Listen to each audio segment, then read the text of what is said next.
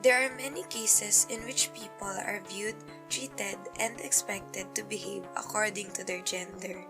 This is called gender stereotyping, in which, according to the United Nations Human Rights, there is a generalized view or preconceptions about attributes, characteristics, or the roles that are ought to be possessed or performed by women and men. An example of this is that women are expected to be graceful and emotional, or they wear skirts and dresses. Another would be that men should always be aggressive and dominant, and they are to do heavier work. Gender stereotypes are considered as harmful because it has ability to affect a person's experience in work, school, or society in general. In this documentary, we aim to know what people think of gender stereotyping. Do they believe that a certain gender should act in a particular way?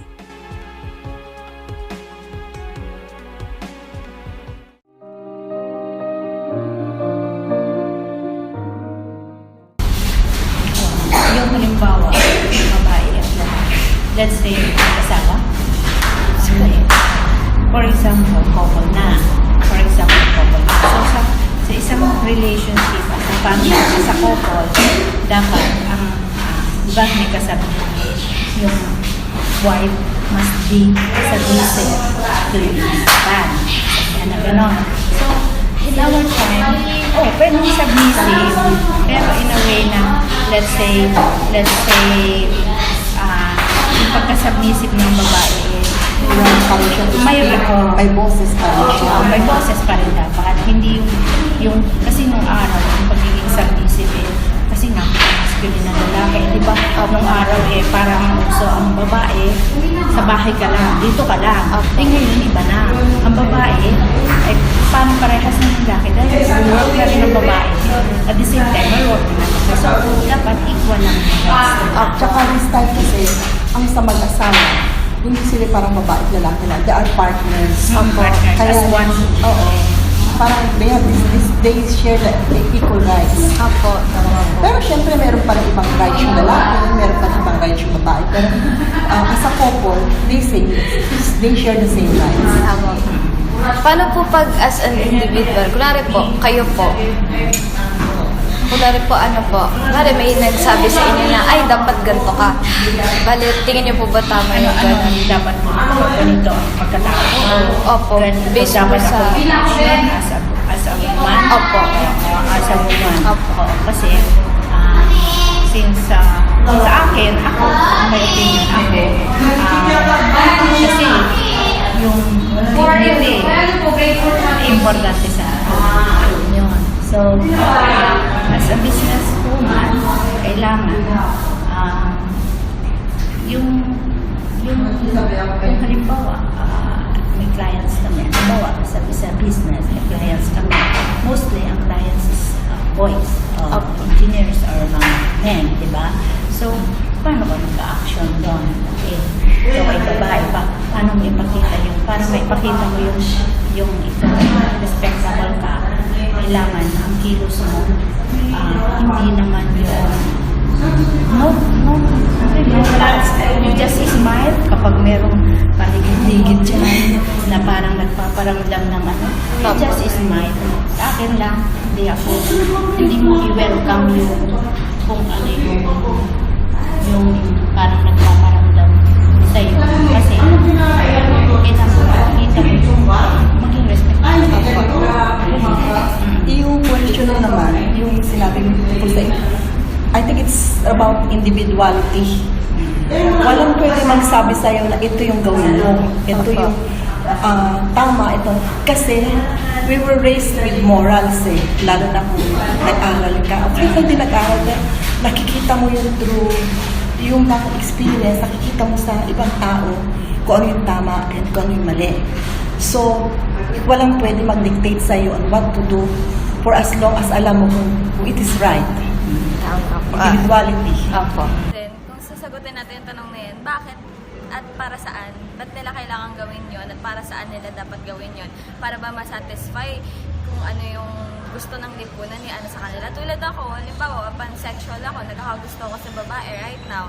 Pero, kailangan ko bang umaktong lalaki dahil lang sa ganon? So, parang kailangan natin i-break yung ganong klaseng pag-iisip na merong standards ang pagiging babae at ang pagiging lalaki. Kasi parang people should be able to express themselves the way they want to. Yan na lang. I actually don't agree with that. Like, kasi naniniwala ako na every person should do the way they want to do. Kunwari, they should express on your own ways. Like, kung ganito yung tingin nilang dapat nilang gawin, they should do it. Kung hindi ganon, edi hindi ganon. Hindi dapat nasusunod na, kasi babae ako, I should wear a dress. I should sit like this. It's not like that. Dapat you're free to express on what you do to express. And on ways na, natin siya gustong i-express.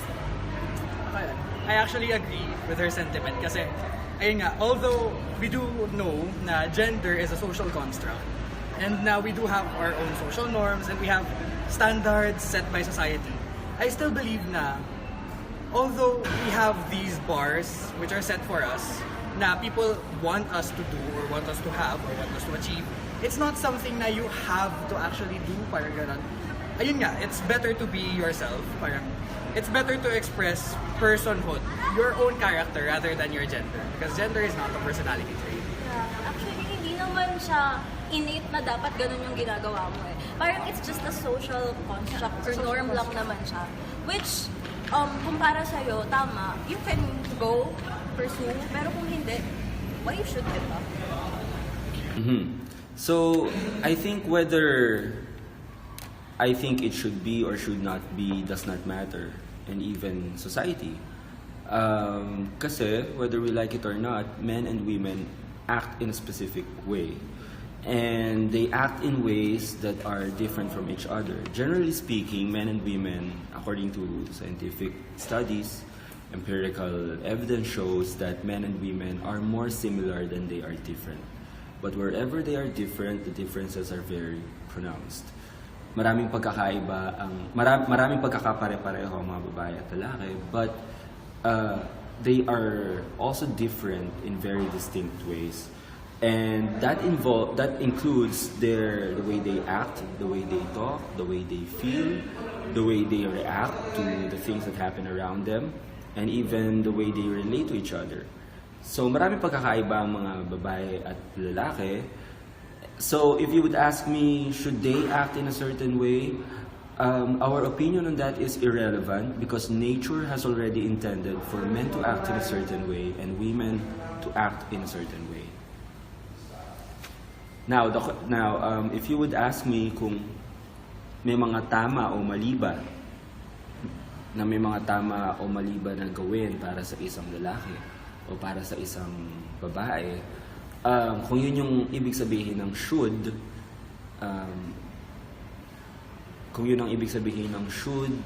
meaning we would be giving a value judgment on whether or not a certain action is good or bad when done by a man or a woman, I think that is subject to social norms and culture.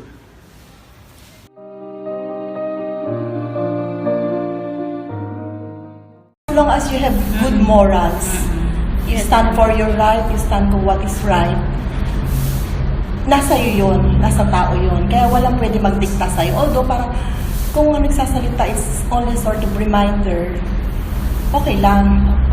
Kasi based din sa, ang daming point of view yan eh, sa religion, sa kung paano ka you were raised up, sa kung sino yung friends mo, o kung sino yung mga malapit dyan, mga dyan sa tabi-tabi. Oo, kaya wala naman actually pwedeng, kahit na ba, katulad ngayon tayo, open tayo sa mga third sex, o ano. Pero, parang sa atin, respeto na lang. Sa tingin ko, bias siya kasi nakatutok lang siya dun sa kayang gawin ng lalaki outside their field. Tapos, women naman sa loob lang ng bahay. Hindi naman pwedeng ganun na lang yung tingin nila dun sa women and tingin nila sa men. Kasi may different, naman yan eh, different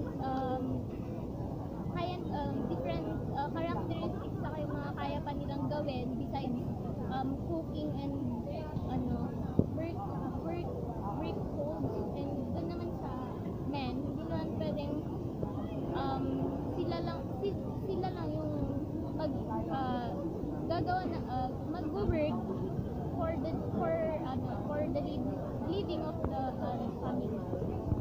medyo ano siya, syempre, bilang may hindi naman ako conservative, kasi para sa akin, parte ng konserbatismo, yung tinatawag nating gender stereotypes, at kailangan natin yung bakahin na dapat hayaan natin yung mga tao na mag-express ng identity nila sa paraang gusto nila. Katulad kasi may mga kakilala akong lalaki na gustong pumapasok ng nakapalda, meron akong mga lalaking kakilala na gustong nagle-lipstick, na bagay naman talaga sa kanila. Meron akong mga babae na kakilala na nagugupit ng buhok na panlalaki at sobrang komportable nila doon. And anong masama doon, 'di ba? Ayun lang naman. So para sa akin, parang kailangan 2019 na kailangan na nating tanggalin yung ganong klaseng pag-iisip at hayaan yung mga tao na ayun, na ihayag yung sarili nilang identidad sa lahat sa paraang gusto nila, sa paraang convenient para sa kanila. Ako personally, I disagree with gender stereotypes kasi although ayun nga, hindi natin may iwasan na meron talaga tayong gender stereotypes, since gender in itself is a social construct and na we have, ayun nga, as I said earlier, social norms. Hindi talaga natin may iwasan to have gender stereotyping. However, I do not agree with the fact or the sentiment rather na lahat ng stereotypes or lahat ng expected of a certain gender dapat maabot. And hindi rin ako nag-agree dun sa lahat ng tao belonging in this certain gender, ganito yung ugali. That's not true. People are very diverse psychologically. So, we cannot... Any form of stereotyping actually. I don't agree with any form of stereotyping. Yeah, I also agree. Same stand actually. Kasi, yun nga, katulad na sinabi ko sa kanina, I believe na each one of us is free. So parang, hindi mo kailangang sumunod sa kung ano yung pinupuntahan or ginagawa ng marami. Naniniwala kasi ako na bawat isa sa atin, we have our own ways. Saka, stereotyping is parang toxic in some way, unhealthy siya. Kasi you have to conform on things na, what if you don't want it naman? What if it's not something na naka-align sa views and beliefs mo? What if, kunwari, you are a guy, pero hindi ka kasing, kunwari, hindi ikaw yung tipo na maskulado na dapat pala gym, paano kung ikaw yung tipo na kontento lang katahimik, tapos, people might say na, ay, bakla siya kasi, tawag doon, napaka-feminine niya gumalaw. It's not like that, kasi parang, diretso na ini-impose mo, imposing something on someone is definitely not right. Diba?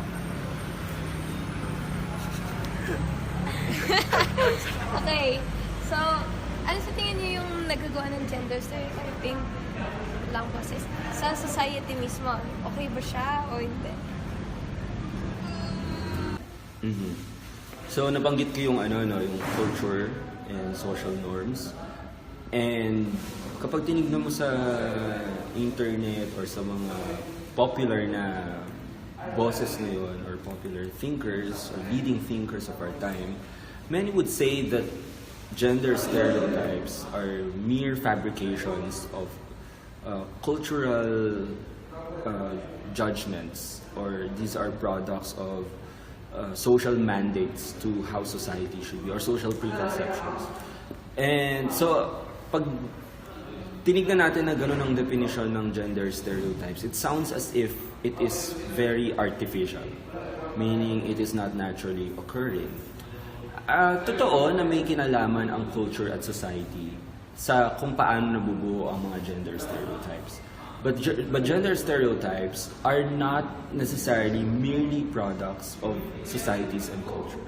Gender stereotypes go deeper than culture and society. They are rooted actually on what countless generations of people have observed to be true about men and women in general, on average. I'm not saying that all, for example, may isang gender stereotype about men.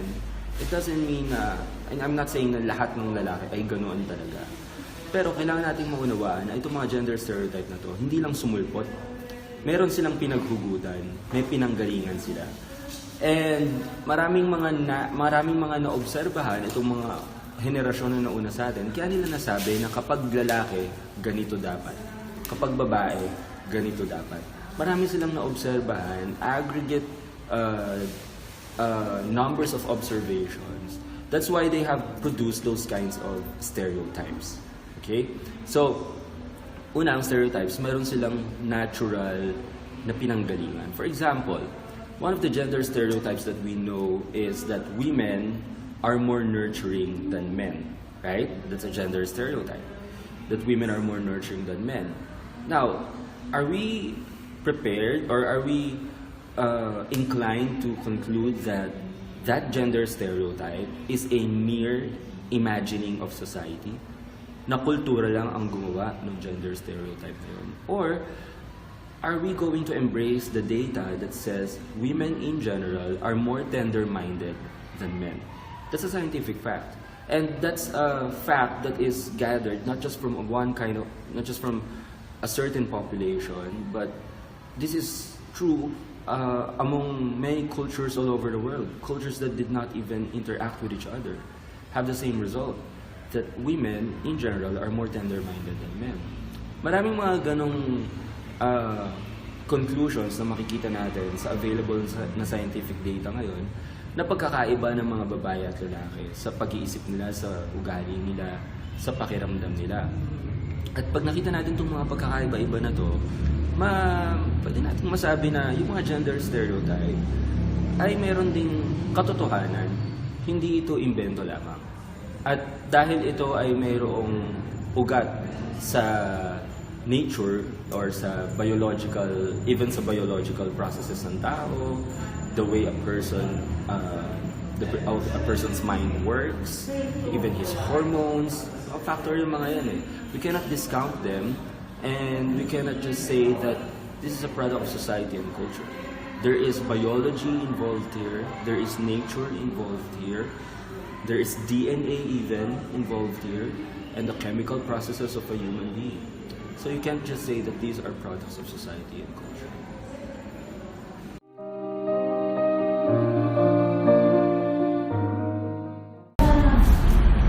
Actually, sa society, ngayon kasi di ba open na open tayo ng social media, gano'n.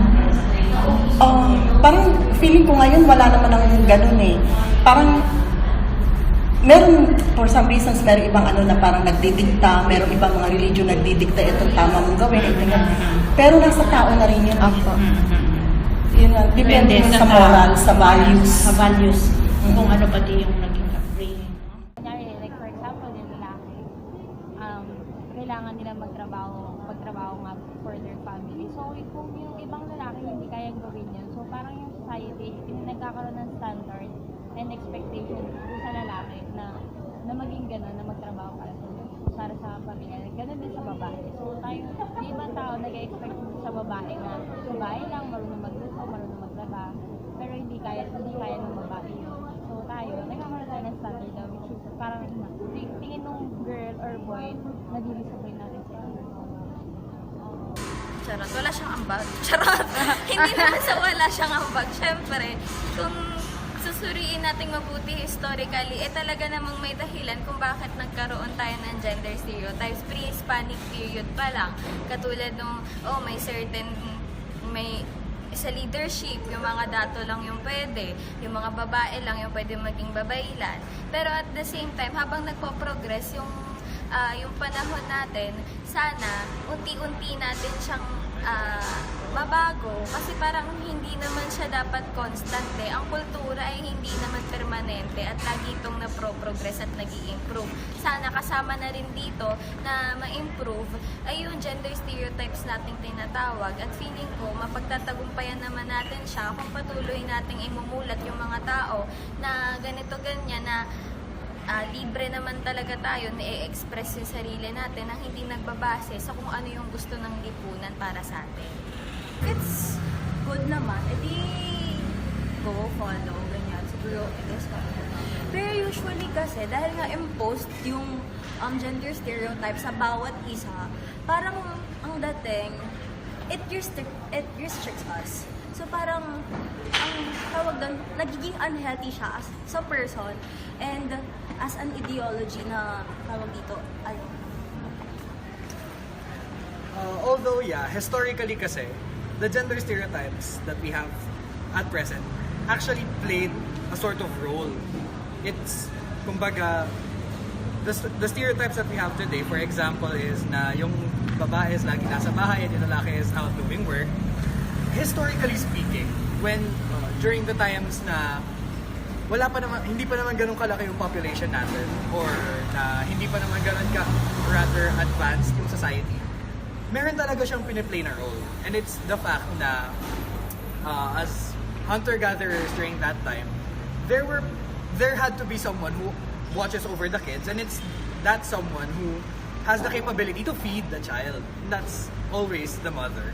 And then the father would, of course, go out to work kasi the mother would take care of the kids and probably be tired kasi she has responsibilities. Pero at the present day and age, these stereotypes, they don't apply anymore. Kasi there's so much alternatives na we can have to the rather primitive na setup. So, how do these stereotypes impact society at present? I think there are some stereotypes na they just exist. Nandun lang sila, wala silang magagawa. And then there are some stereotypes na, ayun nga, sabi niya, it kinda helps, some of them, I guess.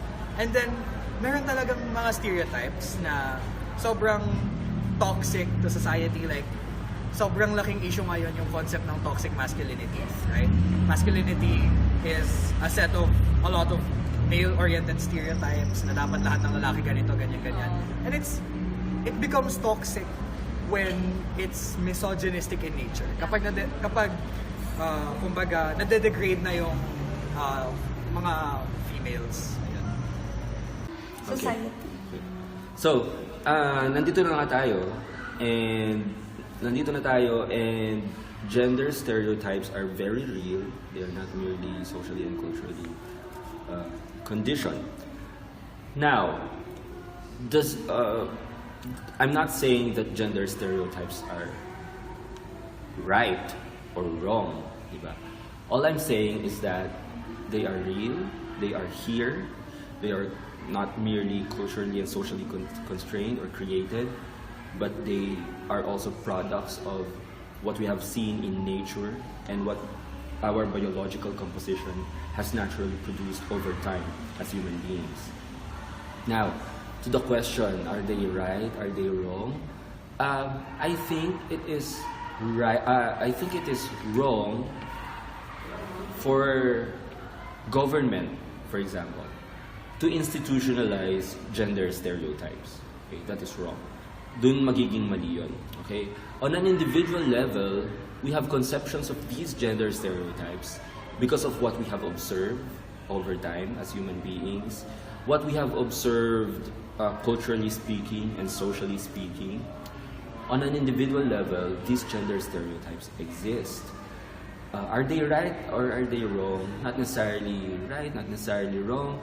We need to modify them according to how we would conduct ourselves in relation to other people.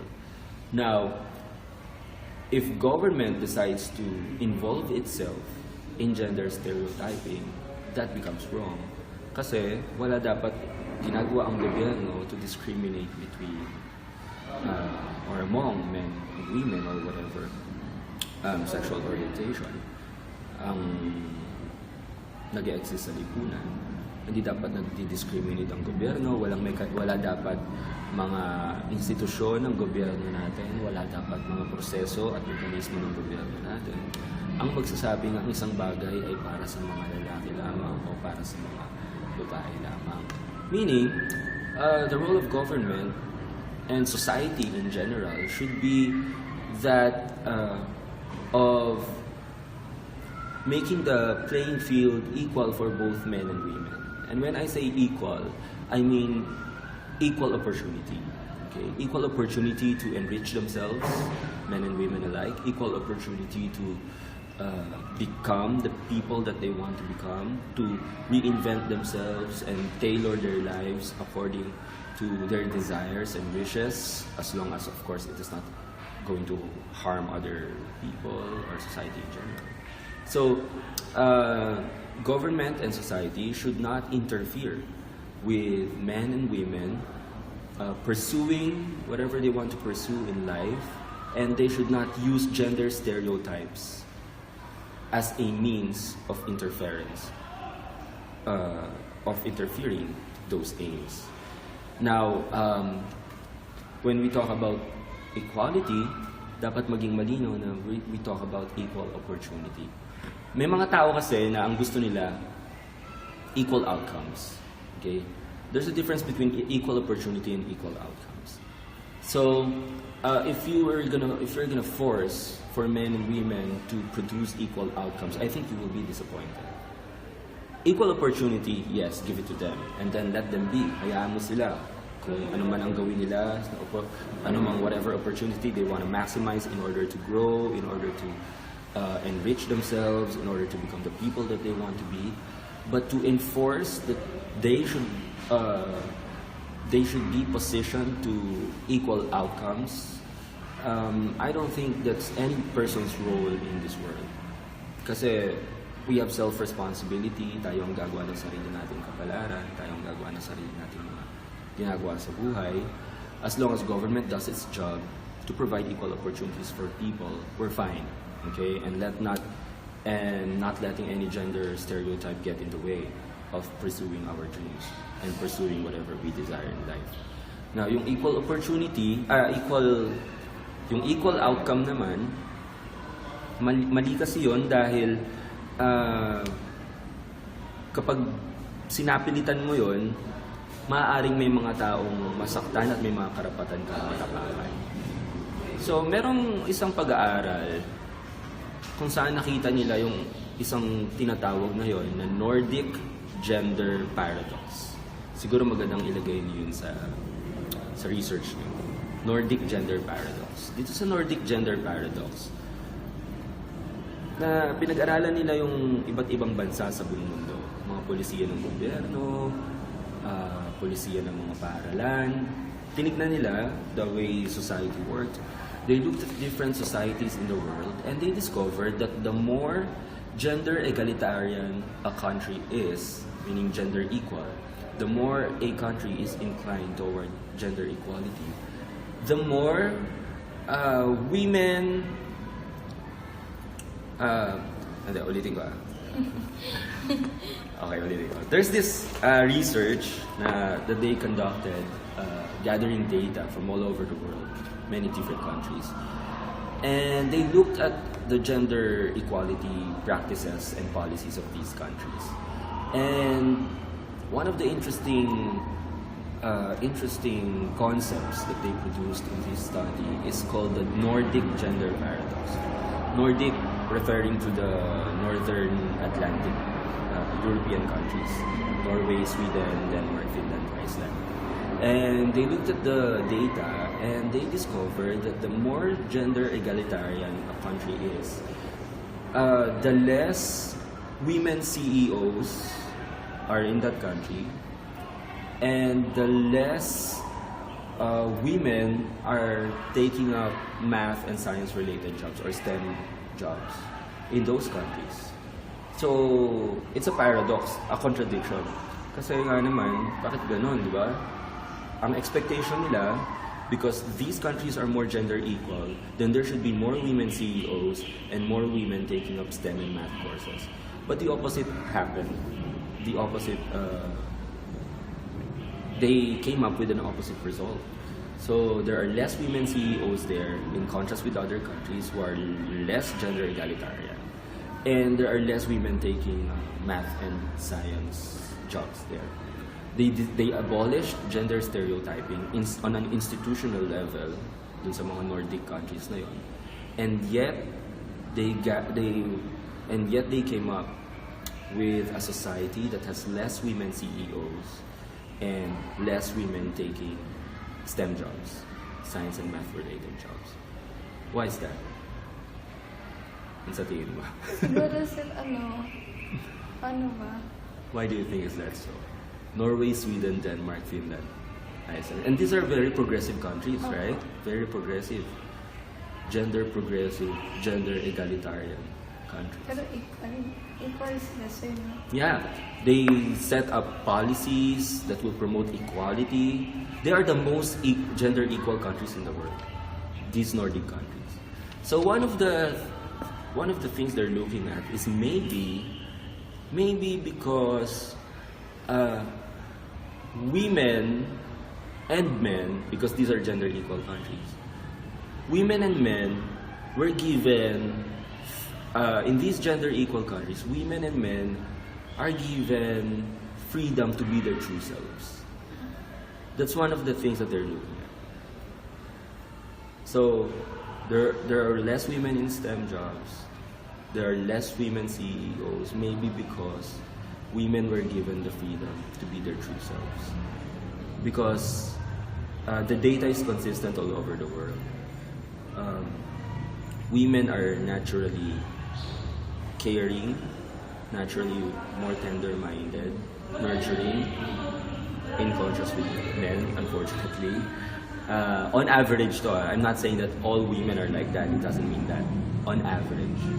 And also, if you would look at hunter-gatherer societies, yun yung mga foraging societies, mga societies na nag-hunt, nag-gather. This is consistent all over the world. It is the men who hunt, and it is the women who gather. And while the men are hunting, it is the women who care for the children. All over the world. So if gender stereotypes are merely socially and culturally constrained or defined, why is it that these different cultures and societies who'd never interacted with each other, very geographically apart, why is it that they are very consistent in their male and female roles? So that's why I have been saying that gender stereotypes are not mere social and cultural inventions. Instead, gender stereotypes have their source. They are rooted, deeply rooted in natural, biological, empirical, observable behavior that mankind has seen since the dawn of civilization, or even before civilization.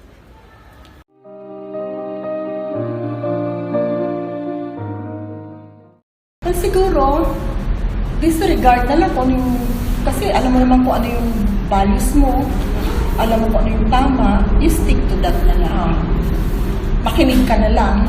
Then, parang wala na lang. Para walang away. Parang katulad yan, di ba, sa release, ang religion na number one na, talagang walang katapusan yan. Ano sa mga, religion, may Christian, may Catholic. Kaya ang Catholic, sa dami nila, sa dami ng mga Catholics, parang okay lang meron mga iba-ibang relationship, isang ibang religion. Pero sa tao na rin kasi talaga yun. Sa tao kasi, kung ano yung pagkatao mo, kung ano ba ang individual. Hindi natin mapipigil yun. Talagang dumadating yun. Lumalabas yun eh. Lalo na ngayon, open na open ang social media. I think it should start in ourselves. Like, we should learn how to educate ourselves more on the things that's happening in the society, and we should also learn how to accept different views and ways on how we express or how others express themselves. Kasi I think everything will start talaga sa sarili mo. Parang ang ironic kapag sinasabi mo na it should stop or dapat mawala to, but at the same time, you were the ones na gumagawa or nagpa-practice ng something na yon. Plus, maybe we can stop this, as you say, by informing everyone its effects and what, parang saan ba talaga siya galing, anong meron sa kanya, ano bang nagagawa niya. Kasi if people are aware of its consequences, then maybe sa sarili nila, they can also think, tama ba yung ginagawa ko? Tama ba yung way of thinking ko? Tama ba na nagsistereotype ako ng tao? I think that's one of a few things we can do to stop. Ako naman personally, in my honest opinion, I think na sobrang hirap tanggalin ng gender stereotyping. Kasi, ayun nga, again, it's in our culture, it's a social thing. It's not something na ingrained sa isang group lang, but rather almost everyone, honestly. Almost everyone has some sort of stereotyping. Ako personally, I do stereotype sometimes. I'm guilty of doing that. I'm guilty of imposing some stereotypes to some extent, or at least thinking of them. Kasi the world today is very different compared to what it was a few years ago. Gender stereotyping has no place in modern society kasi every day we learn something new. For example, back then, although yes, my records indicating that there are people who don't fall into the gender binary, the masculine, feminine one. We have non-binary people, we have gender fluid people. Although before they do have records of that, hindi sila as accepted or as open, as vocal as they are at present. Kasi now, generally, I think it's accepted na there are people who don't conform into the binary. Ayun. So, I think na, ayun nga, I guess a way to, it cannot completely eradicate stereotyping kasi you can control everyone. Pero one way to diminish at least gender stereotyping is by disseminating information, giving everyone awareness of the fact na something like this exists, na you don't have to do what everyone else does, you don't have to conform with social norms. Kasi if everyone had to conform with social norms, not gonna lie, the world would be boring. It's gonna be monotonous. If everyone follows every stereotype out there, napaka-boring ng mundo. So, ayan, non-stereotyping helps give you diversity. It's why the LGBTQ community is very accepted right now. It's because we have to diminish, or if being super idealistic, we have to put an end to gender stereotyping or stereotyping as a whole. First of all, on an individual level, we cannot stop gender stereotyping. Okay? The data is also consistent all over the world. If you give a young boy, a baby boy, the choice to play between a Barbie doll and a toy car or a truck, he will choose the truck. And even if you insist that he plays with the Barbie doll, he will play with the Barbie doll in such a way that the Barbie doll would look like, a hammer. Ipupukpuk niya yan sa pader, ibabato-bato niya yan. And that's consistent. Papapiliin mo sila, yun ang pipiliin nila. So, we can never get rid of these gender stereotypes, given their deep entrenchment in biology and nature. Now, of course, like I said, it would be wrong if we would organize society and our government would organize society, would organize its mechanisms, and even the industrial complex would organize itself in such a way as to stereotype against women or stereotype against men. Yun yung mali. Kaya kailangan yung mga polisiya natin sa gobyerno, sa lipunan, ay nandyan upang siguraduhin na ang lahat ng tao ay may kalayaang pumili kung anong gagawin nila sa buhay nila. Na walang panghihimasok na dapat mangyari. Freedom of speech, freedom of expression, freedom to choose, freedom to determine what I will be in my life and what I will pursue in my life. Those things which are beautifully enshrined and protected by our Constitution, thankfully, in our democratic nation, the Philippines. So, nandyan yung mga yan. Ang kaso nga lang, nandun tayo sa implementation, di ba? Doon nagkaka-gusot-gusot. So, hopefully, our nation or our people, tayong mga Pilipino mismo, bawat isa sa atin, would work together to eliminate gender stereotyping, especially in the workplace. Hindi mawawala na meron na tayong conceived notions of how women are, how men are, on average, generally speaking. Because many of these are truthfully founded or factually founded. But in terms of what we can do as individuals to enrich ourselves and to grow and to mature, nothing and no one should stop us from doing it. Gender stereotyping has always been present in our society. It is something that can be helped because not everyone has the same views as everyone else. And there are also different factors that we are needed to be considered. Many of the norms that we are accustomed to in the past are no longer being followed. Many of us have become more aware of who we really are, bringing out the uniqueness in each one of us. Although gender stereotyping still happens, we can do many ways to lessen it. First, we have to start with ourselves and soon to our society that we live in. No one should be judged based on their physical appearance and of course based on their gender. There is no harm in spreading positivity and acceptance. If we keep on doing so, then surely we will have a beautiful and harmonious society.